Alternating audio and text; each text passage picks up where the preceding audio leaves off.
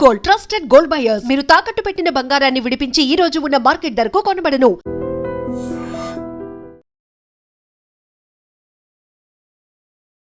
నమస్కారం, welcome to I dream. ధర్మ మార్గం విత్ విజిత కార్యక్రమానికి స్వాగతం.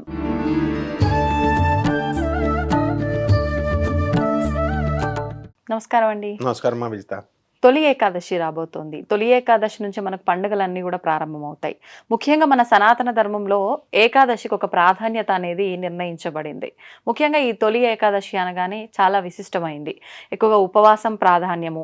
ఆ రోజు అసలు అన్నం మెతుకు తింటే కూడా దోషము అని చెప్పి అంటుంటారు, విషతుల్యమైనదిగా భావిస్తూ ఉంటారు. ఎందుకు ఈ విధానం అంతా కూడా వచ్చిందో తెలియజేయండి. మనకి ఏకాదశి అంటే ఏమిటి? ఫస్ట్ ఏకాదశి ఎలా పుట్టిందంటే, మారన్ అనేటటువంటి రాక్షసుడు లోకాలను పీడిస్తున్నాడు. శ్రీ మహావిష్ణువు అతన్ని చంపడానికని వస్తాడు. ఎన్నో వేల సంవత్సరాల యుద్ధం జరుగుద్ది వాళ్ళిద్దరికి. విష్ణుమూర్తి అలసిపోతాడు. అలసిపోయి కొంచెం సేపు రీఛార్జ్ చేసుకుందాం బ్యాటరీ లాగానే ఒక గుహలోకి విష్ణుమూర్తి వెళ్తాడు. కొంచెంసేపు రెస్ట్ తీసుకుంటాడు. ఈ లోపల మారను అటు ఇటు తిరిగేసి విష్ణుమూర్తి ఇక్కడ ఉన్నాడని చెప్పేసి గుహలోకి వచ్చేస్తాడు. వచ్చేస్తే అప్పుడు శ్రీ మహావిష్ణువు నిద్రావస్థలో ఉన్నాడు. ఆయన నుంచి ఒక దివ్య కాంతి కలిగినటువంటి ఒక అందమైన అమ్మాయి పుడుతుంది. ఇలాగుంది అమ్మాయి. ఆ అమ్మాయి వెళ్ళి యుద్ధం చేసి ఓడించేసింది, చంపేసింది మారన్ని. ఎవరమ్మా నువ్వు అని అడుగుతాడు. అంటే నేను నీలోని శక్తిని అని చెప్తాడు. చాలా అందంగా ఉన్నావు నువ్వు, ఏకాదశి నీ పేరు. ఆ ఏకాదశి పుట్టిందనమాట. అయితే స్వామి నాకు ఒక వరాన్ని ఇవ్వండి అడిగింది. ఏంటమ్మా అంటే, నాకు ఈ రోజున నాకు ఉపవాసంతో ఎవరైతే ఉంటారో అటువంటి వాళ్ళకి మోక్షం ఇవ్వండి అని అడిగింది. అందువలన ఏకాదశి రోజున ఎవరైతే ఉపవాసం ఉంటారో వాళ్ళకి మోక్షం గ్యారంటీ. 100 రూపీస్ స్టాంప్ పేపర్ మీద రాసి ఇచ్చేయచ్చు. అది ఫస్ట్ పాయింట్. మరి అలా చూస్తే ఏకాదశి ఉపవాసాలు చేసే వాళ్ళు చాలా మంది ఉన్నారు. అలాంటి వాళ్ళు ఏ కర్మలు అనుభవించట్లేదా? డైరెక్ట్ మోక్షం పొందుతారు. తర్వాత అది అంటే ఫిల్టరేషన్ ఉంటుంది. ఇప్పుడు మనం గోల్డ్ని ఫిల్టరేషన్ చేసి first level filtration, second level water filtration, condensation, ఇలా అలా అవన్నీ జరుగుతాయి. కానీ లాభం అయితే ఉంది. ఇది శాస్త్రం, విష్ణు పురాణం చెప్పేది, అందులో డౌటే లేదు. ఇకపోతే ఎవరైతే మరి అన్నం తింటారో వాళ్ళని పడగొట్టాలని మారన్ ఏం చేస్తాడంటే పురుగు రూపంలో వచ్చాడు. బియ్యములో ఉన్న తెల్ల పురుగు పుడుతుంది. ఆ పురుగులాగా అవుతాడు. అందువల్ల ఎవరైతే ఏకాదశి రోజున భోజనం చేస్తారో పురుగులు, చైనా ఫుడ్ తిన్నట్టు లెక్క. చైనా వాళ్ళు చూడు మొత్తం పురుగుల్ని ఫ్రై చేసుకొని తింటారు, అలాగా పురుగులను తిన్నట్టు. అందువలన ఆ రోజున ఎప్పుడు వైష్ణవులు ఎక్కువగా పాటిస్తారు బ్రాహ్మణుల కంటే కూడా. ఎందువలన అంటే బ్రాహ్మణులు అందరూ పాటిస్తారు, కానీ వీళ్ళకి పట్టింపు ఎక్కువ అయిపోయింది. నెక్స్ట్ ఈ ఏకాదశి రోజున మళ్ళీ ఇందులో కూడా కేటగిరీస్ ఉన్నాయి. నిర్జల ఉపవాసము, తర్వాత ఒక పూట భోజనం చేసి మధ్యాహ్నం చేసి సాయంత్రం తినకపోవడము, ప్రొద్దు నుంచి సాయంత్రం దాకా ఉండి సాయంత్రం తినడం నక్తం అని పేర్లు పెట్టుకున్నాం మనం. ఇలా రకరకాల ఏవైతేనేమి మొత్తం మీద ఏకాదశికి ఒక్కొక్క డేకి ఒక్కొక్క ఫలితం ఉంటుంది. ఏకాదశికి అనగానే ఉపవాసం అన్నమాట. అందువలన ఎవరింటికి కూడా ఏకాదశి రోజున వెళ్ళకూడదు. వెళ్తే ఏమవుతుంది, వాళ్ళు ఏం మనకు ఫుడ్ పెట్టరు. కాబట్టి ఏకాదశి రోజున మనకి వాళ్ళు నిర్జల, మా ఆశ్రమంలో ఆనంద్ మార్గ ఆశ్రమంలో మాకు ఏకాదశి అయ్యేసరికి తలుపులు తాళాలు వేసేసేవారు. ఏమిట్రా అంటే నెలలో 2 సార్లు ఫుల్ ఫాస్టింగ్. మా గురువు గారు చెప్పినా సరే మా చిన్నపిల్లలవని మాకు జ్యూస్, లెమన్ జ్యూస్ అలాంటివి తాగొచ్చు అనమాట. ఇది నెక్స్ట్. ఇక తొలి ఏకాదశి. తొలి ఏకాదశి అంటే ఏమిటి? అబ్బా, శ్రీమన్నారాయణమూర్తి యొక్క మనకి స్వామి సాక్షాత్కారం ఖచ్చితంగా దొరుకుతుంది. పండగలన్నీ కూడా ఆషాఢ మాసం అయిపోయిన తర్వాత మనకి ఇక అక్కడి నుంచి స్టార్ట్. దక్షిణాయనం, ఉత్తరాయణం మనకి ఇది వచ్చింది కదా. అందువలన ఫస్ట్ పూజ స్టార్ట్. ఈ రోజున ఏమవుతుంది, శ్రీ మహావిష్ణువు ఏం చేశాడు, ఆయన నిద్రలోకి వెళ్ళిపోతాడు, యోగ నిద్రలోకి వెళ్ళిపోతాడు. వెళ్ళిపోయినప్పుడు మరి పరిపాలన కొట్టేసుకుంటారు. క్లాసులో టీచర్ పడుకుంటే ఏమవుతుంది, పిల్లలంతా ఒకళ్ళొకళ్ళు హడావిడి కొట్టేసుకుంటారు.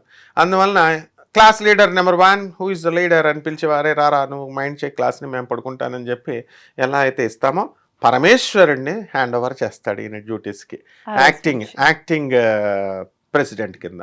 అప్పుడు పరిపాలన శ్రీ మా లయకారకుడైనటువంటి పరమేశ్వరుడు 2 డ్యూటీలు తీసుకుంటాడు. ఇప్పుడు ఒక్కొక్క మినిస్టర్కి 2 3 పోస్టులు ఎలా ఉంటాయి, పోర్ట్ఫోలియోస్ అలా అనమాట. దేవాదాయ శాఖ మంత్రి, అటవీ శాఖ మంత్రి, ఇట్లా. సో ఇట్లా 2 పోర్ట్ఫోలియోస్ శివుడు నిర్వహిస్తాడు. అందువల్లనే ఈ శ్రీ మహావిష్ణువు యోగ నిద్రలో ఉంటాడు కాబట్టి రీఛార్జింగ్ ద బ్యాటరీ అనమాట. అందువలన ఈ యొక్క పండగలో పవళింపు సేవకి స్వామివారికి సాయంత్రాలు ప్రతిరోజు కూడా మన ఇంట్లో కూడా పవళింపు సేవలు చేయొచ్చు. ఈ పవళింపు సేవలకి ఎక్కువగా బృందావనంలో ఇది జరుగుతాయి. బృందావనంలో నిధివనము అని ఉంటుంది. సాక్షాత్తు శ్రీకృష్ణ పరమాత్మ రాధమ్మ తల్లి ప్రతిరోజు కూడా ఈ రోజున నిద్రపోతారు. అక్కడ ఆ నిధివనంలో ఒక రూమ్ ఉంటుంది. అది రాధాకృష్ణుల శయన మందిరము. మొత్తం అంతా దుప్పట్లు వేసేసి చక్కగా నీట్గా పెడతారు. ఫ్రూట్స్ అన్ని, పాలు, శోభనం పెళ్ళికొడికి ఎలా అయితే పెడతారో అట్లా పెడితే మర్నాడు పువ్వులు అన్నీ అక్కడ పెడతారు. మర్నాడు మార్నింగ్ తలుపులు తెరిచేసరికి అవన్నీ నలిగి ఉంటాయి. పాలు అన్నీ హాఫ్ ఈటన్ ఉంటాయి. ఇప్పుడు కూడా ప్రత్యక్షంగా చూసుకోవచ్చు. నిధివన్ రహస్యము బృందావనము. పగలేమో కోతులు, పక్షులు అన్నీ ఆడుకుంటాయి. విచిత్రం ఏంటంటే రాత్రి అయ్యేసరికి ఒక బటర్ఫ్లై కూడా ఉండదు, ఒక ఈగ ఉండదు, ఒక కోతి ఉండదు. ఉత్తప్పుడు అన్ని కోతులు ఉంటాయి. అయితే దేవుడు రాసలీల చేస్తాడు. రాసలీల శ్రీకృష్ణ పరమాత్మ రాధమ్మ తల్లి 16,000 మంది గోపికలతో రాసలీల చేస్తాడు. కాబట్టి ఒక వ్యక్తి ఏం చేస్తాడంటే, ఇదిగో దేవుడు రోజు వస్తాడని తెలిసిపోయింది, మనం దేవుడిని కష్టపడి సాధించుకోవాలి. దొంగతనం చేస్తే అట్లా డబ్బులు అనేది ఎవరైనా సాధించుకోండి, సంపాదించుకోండి, కట్టుకోండి అన్నారు. కాన్స్టిట్యూషన్ మనకు రాజ్యాంగం ఇచ్చింది. అయితే మనం అలా చేయము, మేము షార్ట్ కట్ మెథడ్స్లో దెబ్బేస్తాం, కబ్జాలు చేస్తాం, పోలీస్ కేసులు, కోర్టు కేసులు తప్పవు. ఇది కూడా అంతే. దేవుడిని కూడా మనము ప్రత్యక్షం చేసుకోవచ్చు. అందరికీ ఉంది హక్కు. సర్వజీవరాశులకి, మనుషులకే కాదు, సాలిపురికి, ఏనుక్కి, తర్వాత పాముకి, శ్రీకాళహస్తి వాళ్ళకు కూడా ఉంది. అన్ని హక్కులు ఉన్నాయని చెప్తోంది. ఆ టైంలో ఈ సాధువు ఏం చేస్తాడు, ఏమైనా సరే నాకు దేవుడు దొరుకుతాడు ఫ్రీగా, నేను పట్టేసుకుంటానని చెప్పేసి రాయి వెనకాల దాక్కుంటాడు. రాధాకృష్ణులు ఇద్దరు కూడా చూసిన వెంటనే అతనికి మైండ్ పోయింది, పిచ్చోడైపోతారు. ఇలా చాలా సంఘటనలు మనకి బృందావనంలో జరుగుద్ది. పవళింపు సేవ, ఈ తొలి ఏకాదశి సేవ అన్నది బృందావనంలోనే ఎక్కువ జరుగుద్ది. మనకి తర్వాత తిరుపతి ఇవన్నీ మనం చేస్తాము. కాబట్టి ఆ రోజు స్వామివారిని తులసి మాల అంటే చాలా ఇష్టం ఆయనకి. కాబట్టి తులసి మాలను కట్టి స్వామివారికి రామ, కృష్ణ, నారాయణ, సత్యనారాయణ ఇలా విష్ణు మనం రూపాలన్నిటిని కూడా ఈ తులసి మాలలు వేసి విష్ణు సహస్రనామాన్ని జపించి ఉపవాసం ఉండి చక్కగా స్వామివారిని కనుక మనము మంచి పనులు ఏకాదశి రోజున ఇంకో రహస్యం ఎవరికి చెప్పొద్దు, అసలు చాలా సీక్రెట్ అనమాట. ఏకాదశి విన్నా పర్వాలా, రామానుజాచార్యుడు వినేసి పైనుంచి మంత్రం ఓం నమో నారాయణాయ అని చెప్పేస్తాడు. అందరికీ మోక్షం వచ్చేసింది రామానుజాచార్యుల వల్ల దయ వలన. ఇప్పుడు మనం చెప్పేది కూడా అంతే.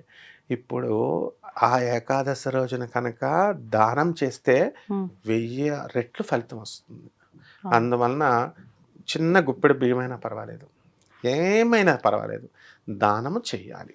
అరే ఎట్లా సీక్రెట్ అని అందరికీ చెప్పేసారు, చోలో చెప్పాల్సిందే. అయితే గ్లాస్ నీళ్లు దానం చెప్పలేదు కదా, గ్లాసులో నీళ్లు కనుక దానం, వాటర్ దానం. ఇది ద్వారకాధీశ్ టెంపుల్లో సాక్షాత్తు రుక్మిణి అమ్మవారి దేవాలయంలో ఏకాదశి రోజున గ్లాసుల్లో నీళ్లు దానం చేస్తారు. ప్రతిరోజు చేస్తారు, కానీ ఏకాదశి రోజున విశేషం. స్టీల్ గ్లాస్ అంటే గ్లాసులో వచ్చిన భక్తులకల్లా ఒక్కొక్క గ్లాస్ నీళ్లు. అక్కడ దూర్వాస మహాముని రుక్మిణి అమ్మవారికి శాపం పెట్టేస్తాడు. ఏకాదశి రోజున రుక్మిణి అమ్మవారికి ఏమవుతుందంటే, ఒక రోజున అబ్బా నేను చాలా అనుకూల భార్యనని మొత్తం అందరూ చెప్తున్నారు. ఇప్పుడు సత్యభామకి గర్వం వచ్చింది, నేనే అందగత్తెనని. గరుత్మంతుడికి నేనే వేగం అని వచ్చింది. సుదర్శన చక్రానికి నేనే చాలా శక్తిమంతుడని వచ్చింది. అందరికీ వచ్చింది, కానీ రుక్మిణికి రాదు కదా అన్నారు. కానీ రుక్మిణికి కూడా వచ్చింది. నేను చాలా అనుకూలవతిని అని అంటే, విష్ణుమూర్తి శ్రీమన్నారాయణుడు దేవాది దేవుడు ఇంత చిన్న లేశమాత్రం లోపం వచ్చినా మనలో క్లీన్స్ చేసేస్తాడు. వెంటనే ఏం చేస్తాడు, దూర్వాస మహర్షిని హోస్ట్ కింద పిలుద్దాం, గెస్ట్ కింద పిలుద్దామని పిలిచారు. భోజనానికి రమ్మంటే ఆయన రోజు ఏకాదశి అయితే సరే, ఏకాదశి వెళ్ళిపోయిన తర్వాత ద్వాదశి రోజున భోజనాలు పండగ అనమాట. ఇక భంగం చేయాలా ఆ వ్రతాన్ని రాత్రి. ఆ టైంలో పిలిస్తే ఆయన ఏం చేస్తాడు, శిష్యులతో కలిసి స్నానం చేస్తూ ఉంటాడు. రాడు. రుక్మిణి అమ్మవారిని పిలుద్దామని చెప్పి రథం మీద శ్రీకృష్ణుడు, రుక్మిణి అమ్మవారు ఇద్దరు వెళ్తారు. రుక్మిణీదేవికి దాహం వేస్తుంది, వాటర్ అని అడుగుతుంది. అడగగానే శ్రీకృష్ణ పరమాత్మ బొట్టన పెడతా ఇలా అనగానే గంగ వస్తుంది, నీళ్ళు తాగేస్తుంది. దూర్వాసుడు కోపం వచ్చేసింది, నన్ను గెస్ట్ కింద పిలిచి నువ్వు ముందు తాగేస్తే ఎట్లా అని చెప్పేసి అసలు ఈ ద్వారకలో ఉన్న వాటర్ అంతా కూడా నీటికి తాగడానికి పనికిరాదని శాపం పెట్టేశాడు.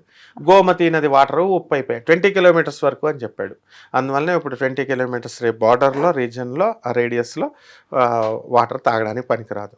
అందుకని ఈ గ్లాసు నీళ్ళని దానం చేస్తే ఏకాదశి రోజున రుక్మిణీ మందిరంలో విశేషమైనటువంటి ఫలితం వస్తుంది అన్నారు. This applies to all the places అనమాట. అందువలన ఏకాదశి రోజున నీటి దానం కూడా చాలా విశేషమైనది. ధన్యవాదాలు గురుజీ. ధన్యవాదాలు.